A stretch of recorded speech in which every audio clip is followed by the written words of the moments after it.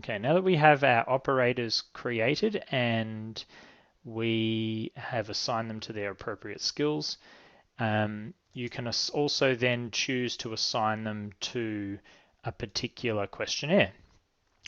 Now, in the rows here are your operators, so you'd obviously usually have more telephone interviewers than this, but here it will be a matrix where you assign them to the particular questionnaires you want them to have access to. So for testing, we're going to assign operator 1 to this test questionnaire that we've set up.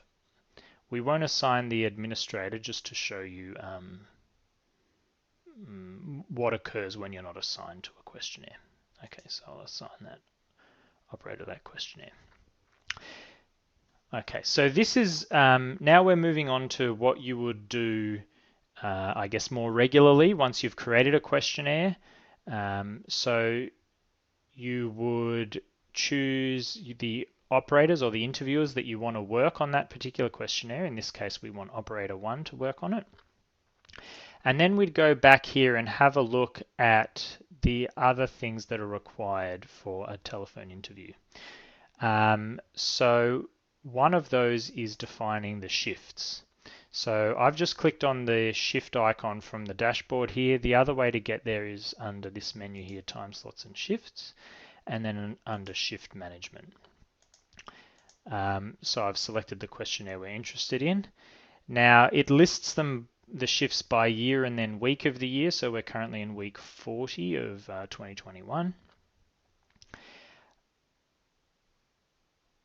Oh, no, that's not right. We're in week 41. Okay. So, oh, my times must be a bit off here. Okay, so today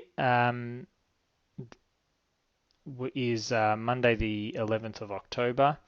Now, these are the shifts that have been set from the shift template. So if you remember back from our system settings, we had some default shift times, and they were all weekdays from 5 till 8:30 p.m.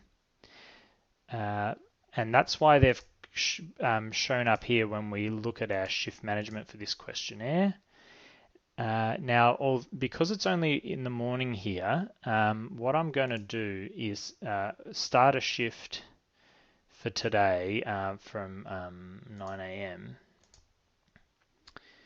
And let it run till 8:30 p.m. just so that we've got a shift available for testing.